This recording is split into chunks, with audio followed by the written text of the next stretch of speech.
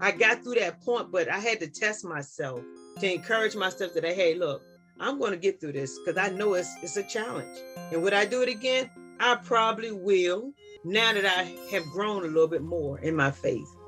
Yeah, again, it goes back to what I said earlier. Like, it really is important to have a good tribe around this because it's so easy to doubt ourselves. So I think that was the greatest, probably the most courageous act to go, yeah, I can actually step up and be an adult and make a difference in the world when other people like teachers said I would never do anything.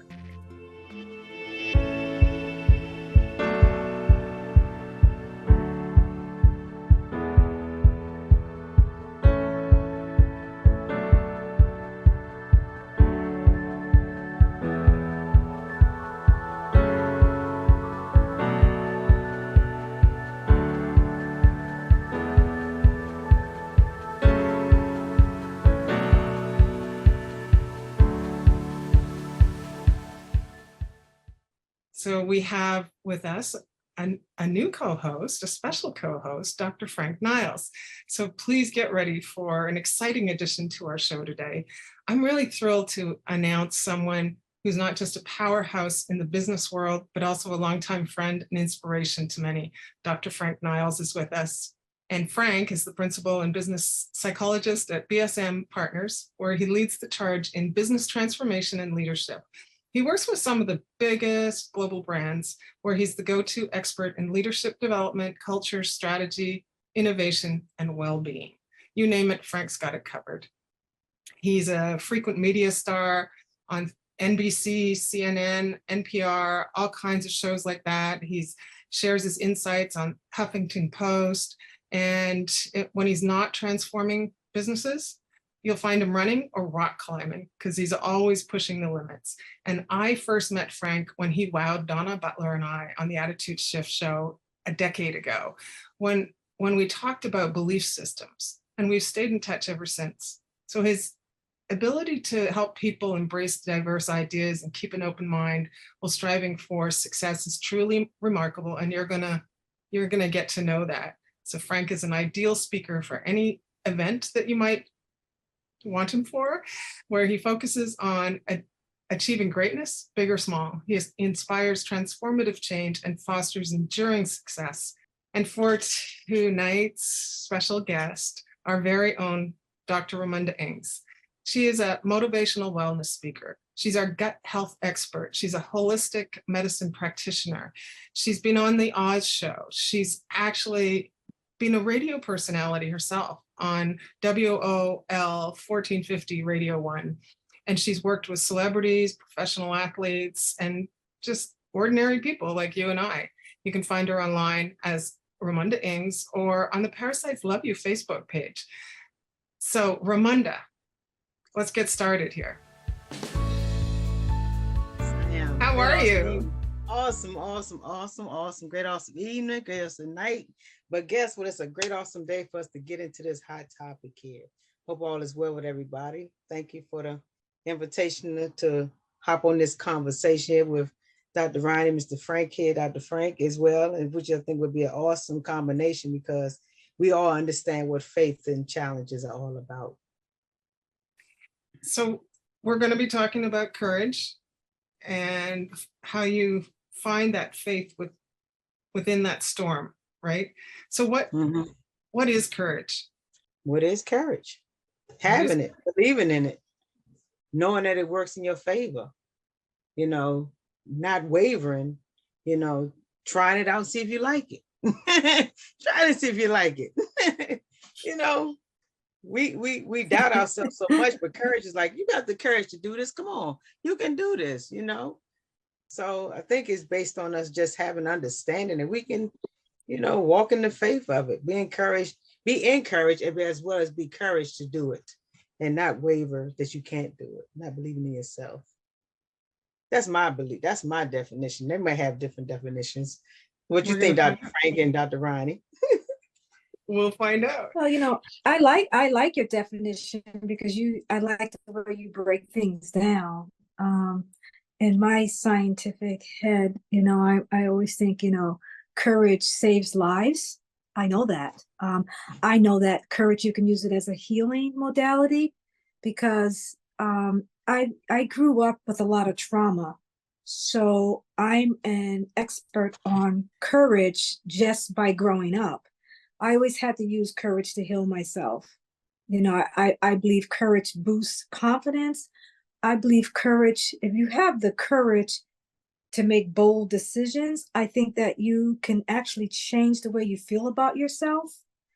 I think if you push the button all the time on yourself, just push the button, it allows you to make deep connections with people because you can actually be very vulnerable when you have a lot of courage. You know, a lot of people are afraid to be vulnerable, but I can use that as a healing modality. You know, let me just be vulnerable today and tell this person how I really feel. Man, it's powerful feeling after I do that. And it's almost like popping an anxiety pill. I don't do that, but I can imagine why people do it.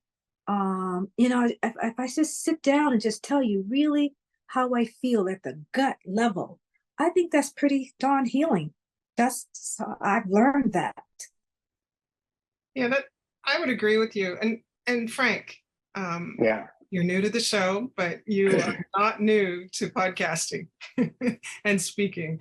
So what's your take on courage? Well, you know, for a lot of folks, just doing this would take courage. So courage for me, you know, it's really about facing those times when we feel inadequate, we're scared, our internal narrative, our internal storytelling is saying, you can't do this, you're not ready, you're not this, and maybe the externals. And so, you know, courage isn't the absence of fear. It's about facing the fear, embracing the fear, and saying, thank you very much. I appreciate your input, but I'm going to go in this direction. And so, I mean, every day you think about it, we see instances of courage everywhere. Yeah, I mean, I climb mountains and do all this crazy stuff and, you know, insane stuff, you know, and so people think like that's courage. But when I think about courage, I think about the introverted kid in the class that stands up and gives a presentation. I think about courage as a CEO going, to your point, Dr. Roni, like, I don't have this shit figured out. Like, and I'm scared. I see courage in business leaders going, man, there's a new market I need to move into. And I think that's the right call, but Wall Street doesn't like it, but we're going to make that call. I see courage in people risking getting vulnerable and connected to other people despite repeated, you know, relationship failures or relationship challenges in their past. So, I mean, the only way that we live as humans is through courage. Otherwise, we'd be stuck. And so courage is that everyday activity about showing up and going, this is who I am. This is who I want to be. And I'm scared to death. And that's okay. But I'm going to go forward with it. And that's why we need a tribe of courageous and compassionate people around us. That's why I love that you're doing this show. And, you know, when you called me as I was driving on the road, and you're like, you've got to go on the show. And when I heard about it, I'm like, yeah, this is what the world needs more of. So that's what courage is for me. Continuing on in the direction of what we know we need to do, even though we're scared to death. I'm like that with Nice. the show every week. So, Right, exactly. I think I'm getting my groove on, and then I just, you know, something happens and I can't speak, but I show up every week, and I'll get better and better and better and get back into the groove. Because Frank, you know me from the Attitude Shift. I was pretty courageous back then and confident. Yeah. So when you're out of something, and you know, it's like, you know, swimming or riding a bicycle, you're a little shaky at first, and then you'll find your way back. So we figured out what courage is. When we need courage, what are some of the times when you've needed courage, Dr. Romunda? Oh man, that was coming straight to my head. I was like, oh my God, I remember doing a zip line. I remember I did a zip line, and I was like, I'm gonna do this. I'm gonna do this. I'm gonna get past this fear. I am gonna do this. And I was like, okay, I can do this. I literally had talked myself in about 20 minutes. And I'm like, I'm gonna do this. God, I know you have me covered. I'm trusting that I'm going to get through this fear here. So I'm going to encourage myself that I'm going to do the zip line. Took a deep breath, went up to the part to do the zip line. They hooked me in and everything. And then they sent me across the mountains and the woods and the bushes. And I was like, okay, here I'm going. And then I was like, God said, don't worry, I got you. You okay? I got you. And I was like, all the way across the line. And I was like, I got to the end. And I said, how do we get down? They said, you got to climb down. I said, climb down what? It's like a light pole. You know, I wanted to do zip line, but I never experienced zip line. So I knew zip line was kind of one of my fear factors. And I knew I had to have the courage to do it. I was like, I'm going to do this one day. And I got it and I did it and I went across it and I sang all the way across and I prayed all the way across it. And then when I got to the end of it and I got to the pole and I asked the people, how do you get down? And the man said, you have to climb down the pole. And I said, what pole? And the pole that I was up on was like the light bulb. You know, the light poles that be outside your house, the tower poles. You got to come down that pole. I think I sit there for about an hour or so just before I get my nerves enough up to come down that pole because that's not how I went up. And I'm like, wait a minute, hold on. They literally had to talk me for about an hour or so because I just could not get myself. I went into an anxiety. I kept seeing myself falling. I kept seeing myself splattered all on the ground. You know, it was all in my head. And eventually I said, okay, God, I really need you more than ever because I have to get through this anxiety of me hurting myself, having the fear of, falling and just cracking all my sexy bones up, not being able to put myself back together. And I said, okay, I'm going to do this. And I held, and God said, I got you. I'm not going to let you fall. And I said, God, I am trusting that this is your voice. I'm trusting that this is your word. And I held on and I went down. And I said, am I going to get any splinters? Because again, I can't afford to be bleeding out. And I did it. And I slid down the pole. I was like, whoa. And then I wanted to do it again. Why is that? Why you build up the courage, and then you do it. And then it's like, you're like, I want to do it all over again. It was so much fun. Like, I think the point was I had to get out of my own way. I had to get out of my own way because if God was telling me in my ear that I got you, I'm not going to let you fall, trusting me, I had to believe in what God was saying to me in that spiritual moment. And that moment I was like, I know you're not going to let me fall. And I just kept saying, God, I'm too sexy to be splattered all on the ground. How does that look? And I just had to I had to find humor. I had to really find humor in my fear. Because when we have fear, it causes us to have high blood pressure. It causes us to go into strokes. It causes us to go in these things. And anxiety is one of the things that cause you to lose your breath at the moment. And you can easily just faint and pass out. So I had to find humor in my fear is what I did. Because I kept saying, I'm too sexy for all this. I had to find the humor in it because nobody knew how to help me relax myself but me. You see? And then I went through it and I said, okay, now I know what it was about. Now, when I went through, did I go through the second time? I don't think I did the second time. I have felt the nerve, but I didn't feel the need. and that was that was it for me. I was like, I got through that point, but I had to test myself to encourage myself that, hey, look, I'm going to get through this because I know it's a challenge. And would I do it again? I probably will. Now that I have grown a little bit more in my faith. Frank, you climb mountains. Well, to me, that's just like jumping out of an airplane. It's not something I'm going to do in my entire life. I can't see it. Where did you get the courage in the first place? Did you start young and foolish, or like, how does that start?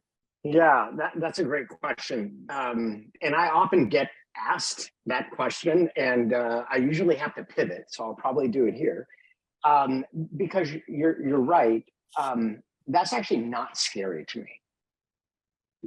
Because I did grow up, I started climbing at 14. And, I'm 1 year behind you, Dr. Romunda. So I've been doing it a long time, right? For me, the bigger fear is entering kind of like the adult world where I really never felt like I belonged. I was a school dropout, right? I was kicked out of school. And so, I speak at a lot of women's conferences and stuff like that. And so they always refer to me as an ally, which I'm deeply honored to be referred to as that. But I actually think of myself as a sojourner, as a fellow journeyer on this life of inclusion, right? Because forever, I just never felt like I belonged. And so for me, the climbing is really easy because I think I started it when I was so young, but like leaning in to my influence in life has been probably the more courageous act, where you're like, I don't, they call it the imposter syndrome. You're like, I don't belong here. Why are people hiring me to do stuff? I'm not worthy of that. Like, what do I have to add? What kind of value do I bring to the table? All because of those crazy stories you have when you tell yourself as a kid, when teachers said you're never going to do anything in life. And so that's a constant challenge. I mean, obviously it's way less now, but definitely during my career path, that was always a challenge when people would see something in me, but I wouldn't see it in myself. And, I think that took courage to kind of go, whoop, okay, maybe they're actually, it was actually Ariana Huffington that said that. She's like, oh, you do this, this, and this. I'm like, I don't do that. Like, what do you see in me? And yeah, again, it goes back to what I said earlier. I was like, it really is important to have a good tribe around this because it's so easy to doubt ourselves. So I think that was the greatest, probably the most courageous act to go, yeah, I can actually step up and be an adult and make a difference in the world when other people like teachers said I would never do anything. There's actually probably a lot of people that don't step up, that may have the skill and the talent to do what you're doing, to do what all of us are doing, but they don't have the courage to step in. Dr. Roni? I think you're right. You know what? Before Dr. Roni, that word has come up so many times, imposter syndrome. I've heard people, and I was like, okay, am I going through that process as well? Because like Frank said, we do doubt ourselves, and you all see more in us than we see in ourselves. And we think like, maybe we're not, maybe we are. And we was like, you're crazy. Do you know who you are? Do you know what you represent? And we so busy sitting back like Dr. Roni and Frank, like we said, we like, no, it's like, you are, da-da-da-da. And I'm like, oh, but sometimes you don't feel that within yourself. I guess because we're so genuine in it, it's so natural to us. I don't know. But I've heard that word so many times this week. I was like, ooh, that's kind of heard it. I want to ask you, can courage actually heal you? I think you mentioned that earlier. I think it can, because I think I said earlier that I think that I'm very courageous because I had a lot of trauma in my life. Being the sandwich age, I have parents that I took care of, siblings that I take care of. It's hard being a medical person, the only health person in your entire family line. So they called on me everywhere. And man, we lived in a project, so there was always trauma. And people that we didn't even know, neighbors, would just come knock on my door because they knew I was even going to nursing school. I was saving people's lives. I was a young person, like literally a baby, when people would call on me to do courageous things, like somebody just laying out bleeding to death because they just got hit by a car. So I think I'm very courageous. I think courage saves lives. I think, you get to know yourself when you're very courageous. You do some amazing things, and it just really makes you so powerful. It empowers you. It gives you this sense of control to the point where you will continue to do those courageous things. So when I say I think it's healing, and do I think it saves lives? I do. I think that we all have to be very courageous and be even more courageous. And I'm not saying I've always was like that to the point where I am today, because there's some times where I felt like I was going to faint, like literally just faint. And just 4 years ago, I felt like that in 2019 when we had fire. So every time you have trauma, you always think that that's the worst thing that could ever possibly happen to you. That's only because you forgot about the thing that happened to you years ago or 5 years ago. So when I had the fire, I thought that was the worst thing. And it wasn't. It was just another thing. So when I had the fire, I wasn't at my retreat. Now, keep in mind, I had like 6 or 7 patients here. I had 2 or 3 renters here. I had an ex-husband here. I had a dog here. I had a cat here and a family member. So that's a lot. And I'm way on the other side of the country when it happened. So that's the worst thing that can happen when I get that call and somebody says, oh my God, Dr. Ryan, there's a fire in your house. There's a fire in your house. So the worst thing, keep in mind, so I had to let that fear go because I thought it was going to give me a heart attack. If I kept saying, yes, this is the worst thing that can happen, and you start sweating and then you feel like you're going to sweat. So what I did, and everybody has a different ways, I just sort of like tapped out. Like literally, when I heard that, when he said that, and he kept saying, your house is on fire, I completely tapped out. I said, okay, thank you. And I hung up. Couldn't believe it. I just said, thank you, and hung up. But it was my body was telling me that I couldn't take that news at that particular time. So I got off the phone and I said, did they really say that? And so I'm thinking, so is anybody dead? Did the house burn down? So all these things are going through my mind, but I knew that I couldn't handle it at that time. So, Dr. Romunda, I started praying and singing a song, like a song that I learned like 25 to 30 years ago at church. And I just kept singing it and just kept praying and rocking back and forth and rocking back and forth. I'm at a patient's house in another part of the state, right? When this happened. And so my client came to me and said, did I hear someone yelling of fires at your house? Couldn't believe I said this. I said, I think so.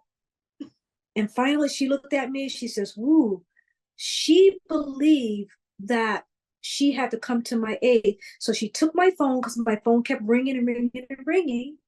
She took my phone and she completely took over. Now, this is a wife and the client that I was taking care of took over. But what I think saved my life was not freaking out, because I could have freaked out. And I could have fainted, and I could have like started screaming. I would have been no help. I was like miles and miles and miles away from my retreat. And I believe that was a spiritual and courageous act that I took on, because it saved me. I didn't have that nervous breakdown. It saved me. So we all have the ability to do that.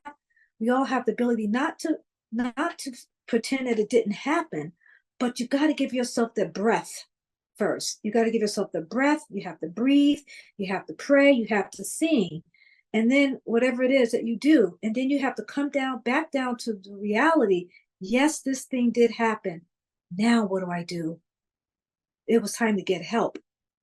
But I was lucky that help was there. Absolutely. Whoa. That is an amazing story. I was just going to ask, how do you bounce back from these setbacks? And there's one. One is just sort of just go somewhere else for a little while and let somebody else take over, right? Trust in God. You will always be given the answer. If you just sit, what do they say? Let God be still. Sometimes the answer is right there. But if you're so busy freaking out and creating other craziness that you don't have to, sometimes you just it's the answers right there. That's called let God be still. So check this out, Doc. I want to ride off of what you're saying. When you said it, Doc, it says in Ephesians 2:8-9 said, for by grace you have been saved through faith. And this is not your own doing. It is the gift of God, not a result of work, so that no one may boast. Is the verse emphasize that faith is a gift from God, not something to be taken pride in. So your faith was stronger in the decisions and things that was going on.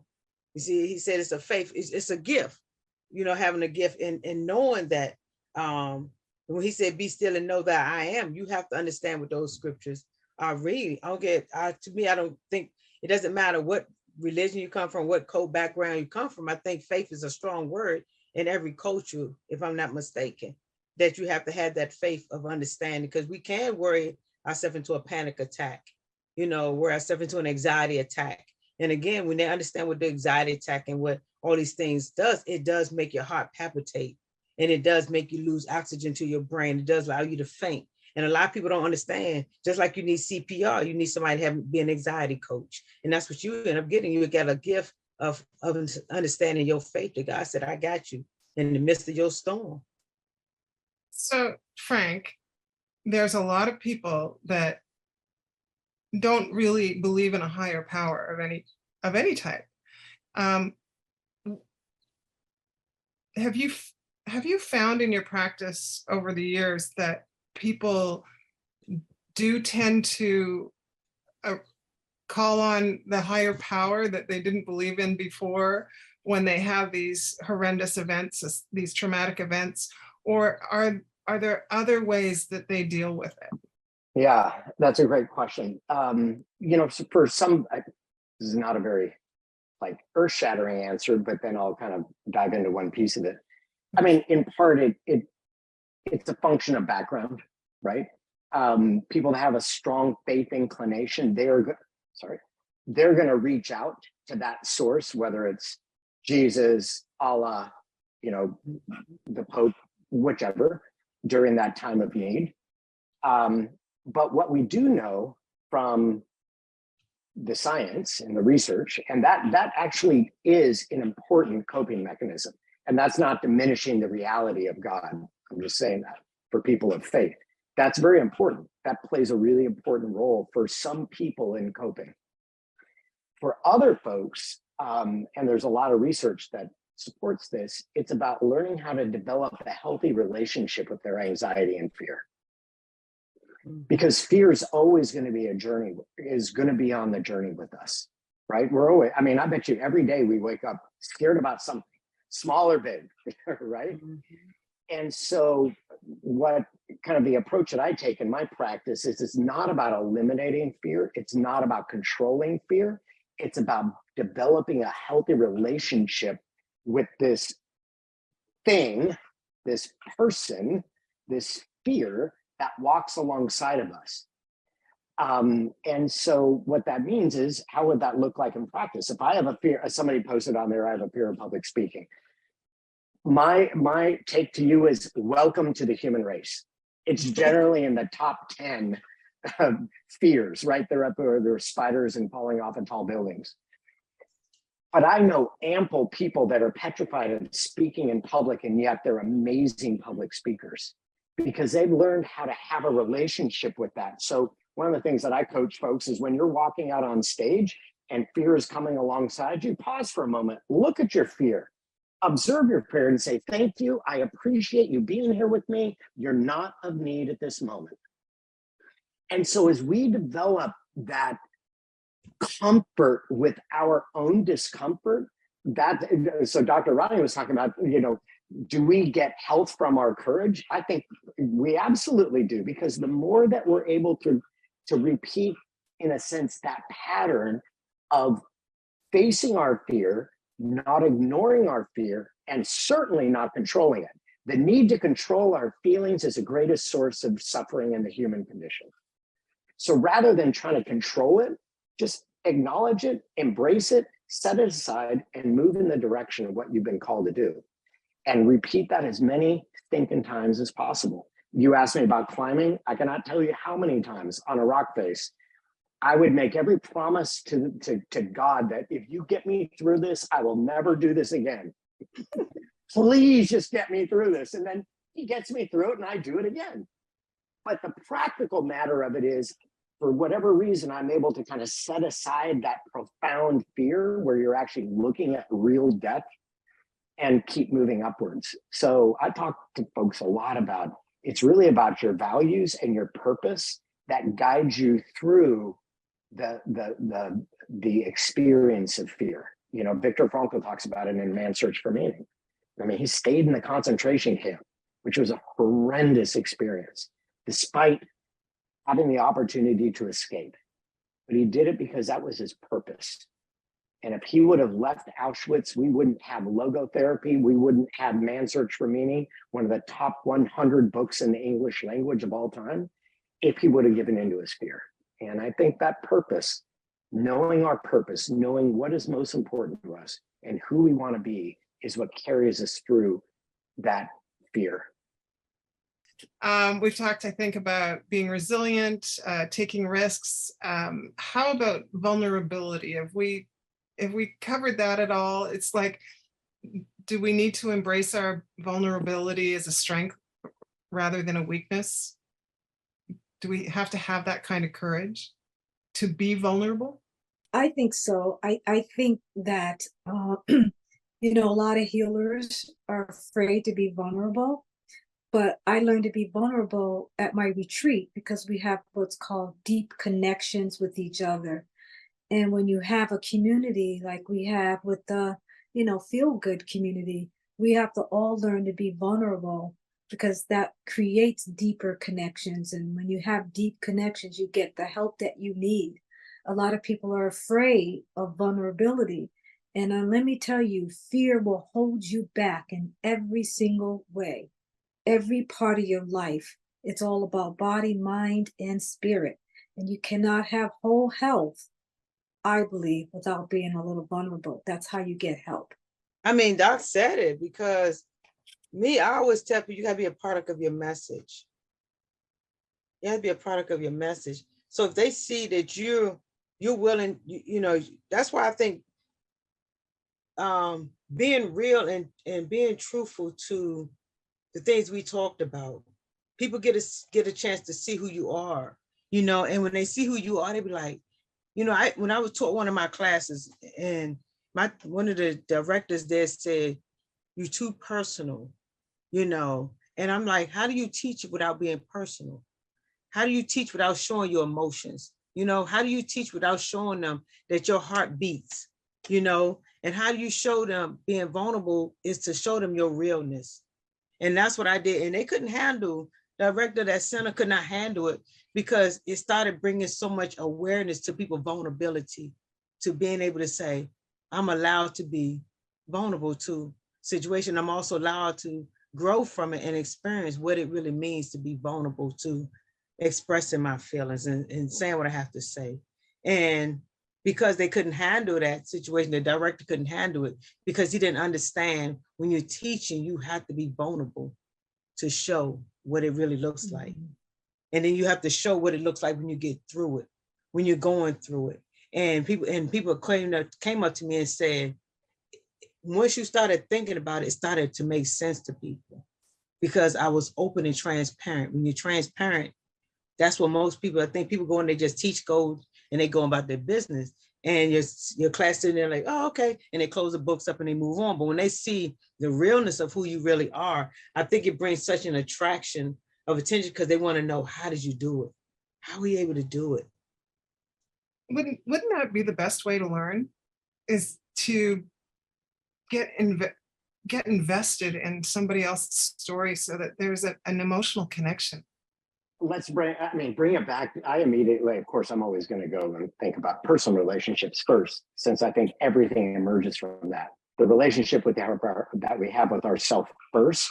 And I think a lot of people are not comfortable with being vulnerable with themselves. But when we're vulnerable with ourselves, we can be vulnerable with others. And as Dr. Roni said, that's what creates that connection. So yeah, it's fundamental. I mean, you think about in our intimate relationships, in our partnerships, husband, wife, partner, whatever it may be, that's the only way we learn about our partners is through vulnerability. And the same thing extends into our business. I mean, vulnerability says, I don't have anything to hide. There's nothing, I think Sonia put in text authenticity. You can just feel authenticity. I don't even know how to define authenticity, but I know it when I see it.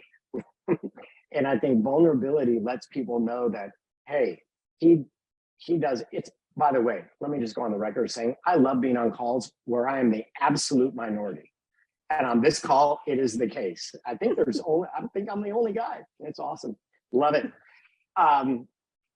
is that there's nothing that he has to hide. And that opens up the other person. And in my experience, and I don't know, maybe I'd love to hear from other people on the call.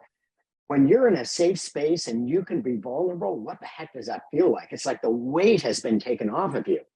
I imagine like your blood pressure drops, your vibe drops, everything. It's like, now I don't have to hide anymore behind this facade.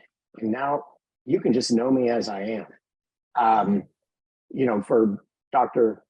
For the other two, co-hosts on here, you're public figures.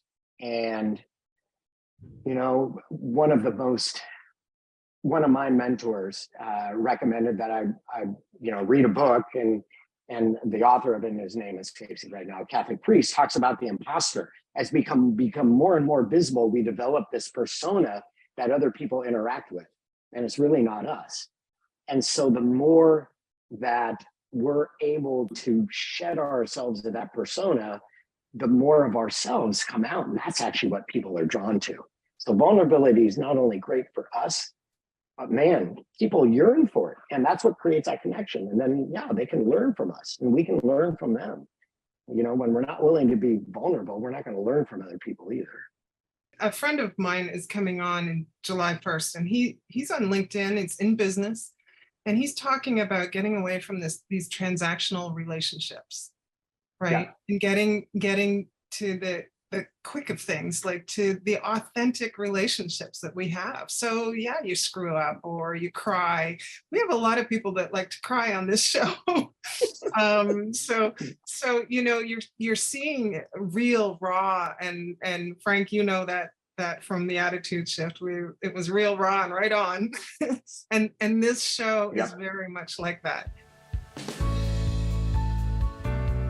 We have just an amazing group of people that are here with us every week.